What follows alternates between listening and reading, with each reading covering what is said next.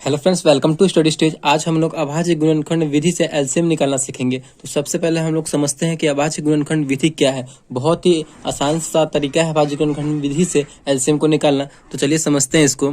इसका क्या मतलब है कि सबसे पहले दी गई संख्या का अभाज्य गुणनखंड के रूप में व्यक्त करना है। यानी जो संख्या हमें दी हुई रहेंगी एलसीएम वाली संख्या, सबसे पहले हमें अभाज्य गुणनखंड के रूप में इसको व्यक्त कर देना है। ठीक, यानी तोड़ देना है अभाज्य गुणनखंड के रूप में। उसके बाद फिर क्या करना है, फिर इन संख्याओं के सभी अभाज्य गुणनखंडों के सबसे बड़े घात, यानी जो अभाज्य गुणनखंड उसमें टूट के आएगा, गुना बाई गुना के रूप में आएगा, उसका सबसे बड़ा घात, जो सबसे बड़ा घात होगा वही संख्याओं का हम गुणनफल कर देंगे, यानी उसी संख्या का हम गुना कर देंगे। तो वही हमारा क्या निकल के चला आएगा, वही हमारा एलसीएम हो जाएगा। तो चलिए एक क्वेश्चन लेते हैं और उसके अभाज्य गुणनखंड विधि से हम उसे सॉल्व करते हैं।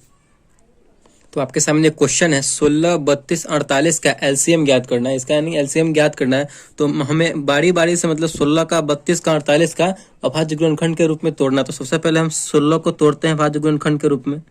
16 को तोड़ेंगे तो यहाँ पे हमें 16 का एलसीएम निकालना होगा।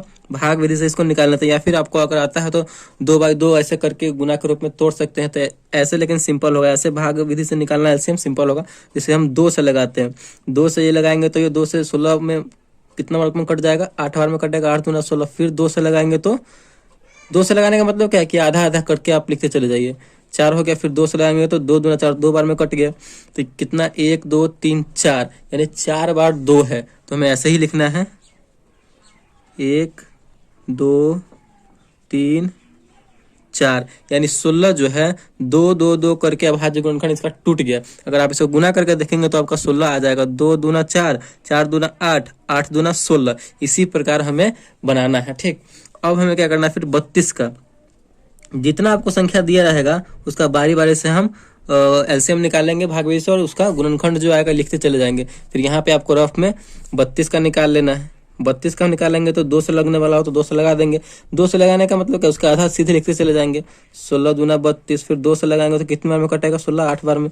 फिर 2 से लगाएंगे तो कितनी बार में कट जाएगा, यहाँ पे 4 बार में। फिर 2 से लगाएंगे तो 2 बार में, यानी 1 2 3 4 5 हमारा जो संख्या आया अभाज्य गुणनखंड कितना आया, तो 5 बार 2 है। तो यहाँ पे लिख लेंगे हम 1 2 3 4 5, यानी 5 बार जो जितना आएगा उतना हम काउंट करके यहाँ पे गुना के रूप में अभाज्य गुणनखंड, यानी गुना के ही रूप में हमें गुणनखंडों को लिखना है।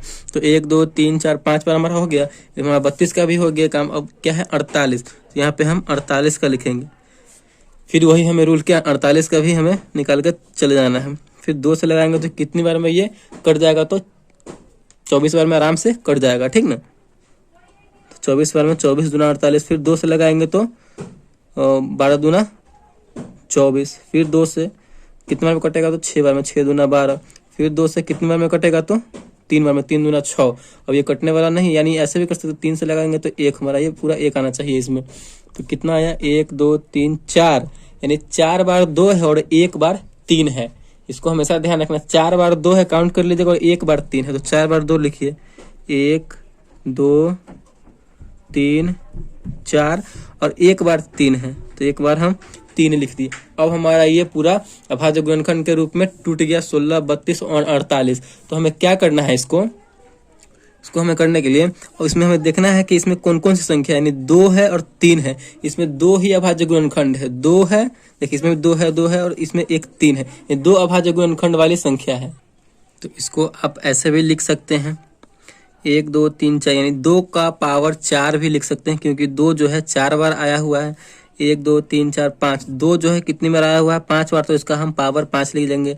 यहाँ पे देख लीजिए 2 4 बार है, तो यहाँ पे हम 2 को 4 बार, और 3 कितनी बार है, 1 बार, तो हम 1 बार लिख लेंगे।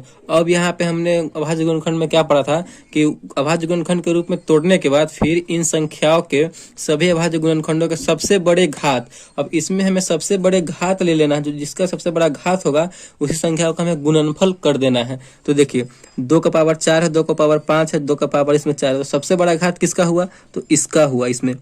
ठीक, तो यहाँ पे हमें सीएम लिख करके यहाँ पे लिख देंगे 2 का पावर 5, क्योंकि 2 का पावर 5 इसमें सबसे बड़ा घात है। फिर एक बच गया हमारा 3, 3 का पावर 1, क्योंकि इसमें और में तो है नहीं, तो 3 का पावर 1 हमारा इसमें सबसे बड़ा घात है, तो 3 का पावर 1। अब इसे हमें गुना करके और लिख देना है। तो गुना करेंगे 2 का पावर 5 कितना हो जाएगा, 32 और गुना 3 का पावर 1 3 ही होगा, तो 32 में और 3 से गुना कर देंगे तो कितना हो जाएगा, कर दीजिए 3 दूना 6 और 3 तिहाई 9, यानी इसका एलसीएम जो आया, लसा जो आया हमारा लघुत्तम समापवर्तक 96 आया, तो यही इसका एलसीएम होगा। इस प्रकार जो है आप बना सकते हैं अभाज्य गुणनखंड विधि से एलसीएम को बहुत ही आसान तरीके से। आई होप आपको ये अच्छे से समझ में आ गई होंगी। अगर वीडियो आपको समझ में आई है तो प्लीज़ चैनल को सब्सक्राइब जरूर कीजिएगा और वीडियो को एक लाइक जरूर कीजिएगा। Thank you.